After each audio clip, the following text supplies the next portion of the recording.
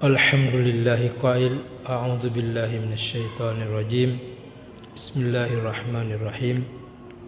Wal 'adiyati dabahan fal muriyati qadahan fal mughirati subha wa atharna bihi naqa'an fa wasatna bihi jam'a. Innal insana li rabbih lakanud wa innahu 'ala dzalika lasyahid. Ila akhir ayat. Asyhadu an la ilaha illallah wahdahu la syarikalah wa asyhadu anna Muhammadan abduhu wa rasuluh. Allahumma fashalli wa sallim wa barik ala hadzal nabiyil karim wa man tabi'ahum bi ihsan ila yaumiddin. Amma ba'du fa ya ibadallah usikum wa iyaya awwalan bi taqwallah faqad fazal muttaqun. Ya ayyuhalladzina amanu taqullaha haqqa tuqatih wa la tamutunna illa wa antum muslimun. Sadaqallahul azim. Alhamdulillah, puji syukur kita panjatkan kepada Allah Subhanahu wa taala atas segala limpahan rahmat dan karunia-Nya kepada kita semua. Salawat dan taslim kita sampaikan kepada Nabiullah Muhammad sallallahu alaihi wasallam, nabi yang diutus untuk kita jadikan ikutan, contoh tauladan yang baik, sekaligus menjadi rahmatan lil alamin. Kaum muslimin yang semoga dirahmati oleh Allah Subhanahu wa taala. Sebelum saya lanjutkan khutbah saya, marilah kita sejenak merenung mengenang Ustaz Ali Jabir, seorang ulama muda yang sejak 10 tahun sudah hafal Al-Quran, dan sejak berumur 13 tahun beliau sudah ditunjuk menjadi imam di salah satu masjid di Madinah. Alangkah beruntungnya kedua orang tua Ustaz Ali Jabir yang masih muda meninggal pada umur 44 tahun karena terpapar COVID-19, yang mana Nabi SAW bersabda, "Mamata bitta'un fahuwa syahidun." Barang siapa yang mati karena terkena wabah penyakit, maka dia adalah salah seorang yang syahid di jalan Allah Subhanahu wa taala. Beliau memang di awal untuk mengabdikan dirinya memperjuangkan agama Islam ini. Bahkan di awal-awal ketika ada seseorang yang menistakan agama kita, menistakan Al-Quran, beliau memang sudah menyampaikan ketika itu bahwa ketika meninggalkan rumahnya beliau berpesan kepada keluarganya bahwa jangan tunggu saya pulang, karena saya sudah mengabdikan diri saya untuk kemajuan Islam, memperjuangkan agama Islam. Kalau ulama yang wafat 10 tahun yang akan datang belum tentu ada gantinya. Kalau gubernur, bupati, bahkan presiden baru saja pelantikan orang sudah antri untuk menjadi penggantinya. Tapi kalau ulama sekali lagi 10 tahun yang akan datang belum tentu kita mendapatkan ulama sekaliber Ustaz Ali Jabir tersebut. Oleh karena itu kita merasa kehilangan, dan saya yakin bahwa beliau itu husnul khatimah. Mudah-mudahan Allah Subhanahu wa taala menempatkan beliau di tempat yang terpuji, maqam mahmudah, tempat yang terpuji di sisi Allah Subhanahu wa taala. Kaum muslimin yang semoga dirahmati oleh Allah Subhanahu wa taala. Ayat yang saya bacakan tadi di surah Al-Adiyat artinya kuda perang. Apa tujuan Allah Subhanahu wa taala menjelaskan kepada kita, menyampaikan kepada kita kuda perang tersebut atau kuda itu. Kita sudah tahu bahwa kuda itu ya 4 kakinya, berlari kencang. Bahkan mesin itu dinisbatkan kepada kekuatan sekian kekuatan kuda. Bahkan ada mobil namanya mobil kuda. Jadi apa keistimewaan kuda tersebut sehingga Allah Subhanahu wa taala harus menyampaikan kepada kita? Di dalam surah Al-Adiyat ini Allah Subhanahu wa taala hendak menyampaikan kepada kita bagaimana kita berterima kasih kepada Allah Subhanahu wa taala, atau dengan bersyukur kepada Allah Subhanahu wa taala atas segala nikmat yang diberikan kepada kita. Allah Subhanahu wa taala berfirman, wal 'adiyati dabhan, demi kuda perang yang berlari sekencang-kencangnya sambil terengah-engah. Fal muriyati kadahan, dan kuda yang berlari memercikkan dari kuku-kukunya percikan api. Fal mugirati subha, dan kuda yang menyerang di waktu pagi. Fa atharna bihi naq'a, maka ia menerbangkan debu.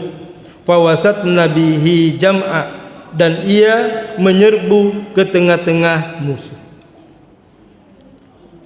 Tentu kita sudah mengetahui bagaimana kalau kuda itu berlari. Yang Allah Subhanahu wa taala menyampaikan kepada kita bahwa kuda ketika berlari atau ketika diperintahkan oleh majikannya untuk berlari, maka ia memforsir semua tenaganya, memperlihatkan semua kemampuannya kepada majikannya, sampai majikannya puas dengan apa yang dilakukan oleh kuda tersebut. Begitu kencangnya sampai terengah-engah, dan begitu juga kencangnya kalau menginjak batu sampai memercikkan bunga api.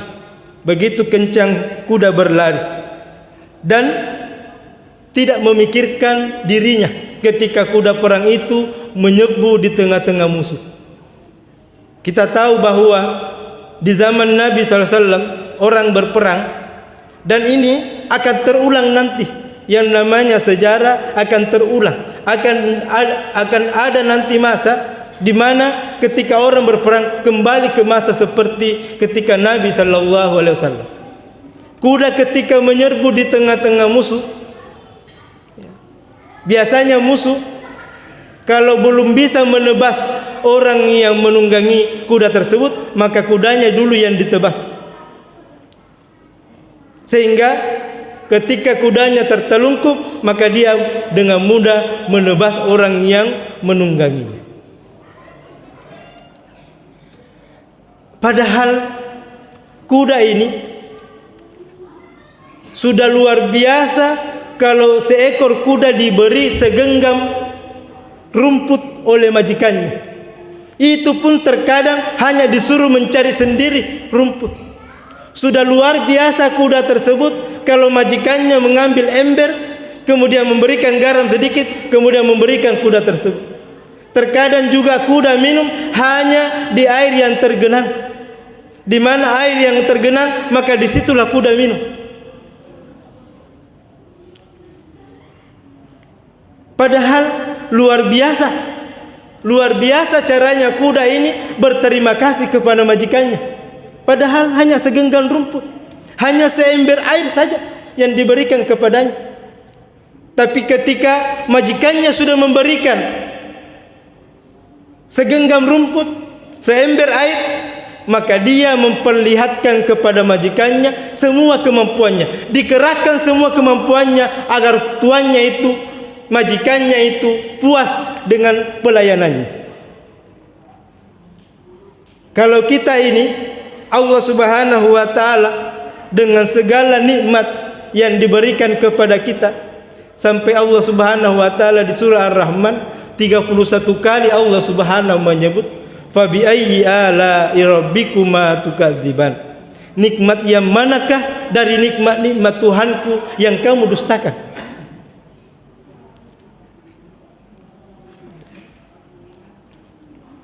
Sampai nyawanya pun kuda itu tidak dihiraukan. Yang penting majikannya senang.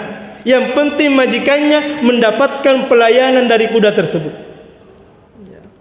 Demikian pula ketika berlari, kuda tersebut menerbangkan debu. Artinya tidak perlu dilihat oleh orang. Tidak perlu dilihat oleh orang. Sampai tidak ada yang kelihatan dari kuda tersebut ketika berlari. Begitu debu yang berterbangan. Tidak menuntut pujiannya orang lain. Yang penting majikannya senang dengan pelayanannya. Yang penting majikannya puas dengan pelayanan yang diberikan. Lalu bagaimana dengan kita kepada Allah Subhanahu wa taala dengan segala nikmat yang diberikan kepada kita? Sudahkah kita memberikan yang terbaik ketika kita beribadah kepada Allah Subhanahu wa taala, menyempurnakan cara beribadah kita kepada Allah Subhanahu wa taala? Yang paling mudah saja, salat berjamaah 5 kali sehari semalam. Sudahkah kita sempurna ketika kita melaksanakan salat berjamaah, bahwa kita hadir di masjid 5 kali sehari semalam? Bagaimana kalau seandainya Allah Subhanahu wa taala seperti perusahaan-perusahaan seperti air, listrik, bahwa kalau kita terlambat membayar air 1 hari saja kita sudah didenda. Terlambat membayar rekening listrik kita 1 hari sudah didenda. 3 bulan berturut-turut tidak dibayar sudah dicabut. Ada orang terkadang jarang beribadah kepada Allah Subhanahu wa taala. Bahkan ada orang yang sama sekali bukan 3 bulan, sudah 30 tahun. Sudah 30 tahun tidak beribadah kepada Allah Subhanahu wa taala, masih diberi kesempatan oleh Allah Subhanahu wa taala untuk hidup. Jadi salat berjamaah itu bukan syarat sahnya salat, tetapi syarat kesempurnaan ibadah kita kepada Allah Subhanahu wa taala. Nabi SAW bersabda, "Man sami'an nida," barang siapa yang mendengarkan azan, wa lam yujib bi ghairi uzrin, dan dia tidak mendatangi azan tersebut tanpa uzur, tanpa ada sesuatu hal yang dibenarkan, fala salatalah, maka tidak ada salat baginya. Ada yang mengartikan tidak sah salatnya.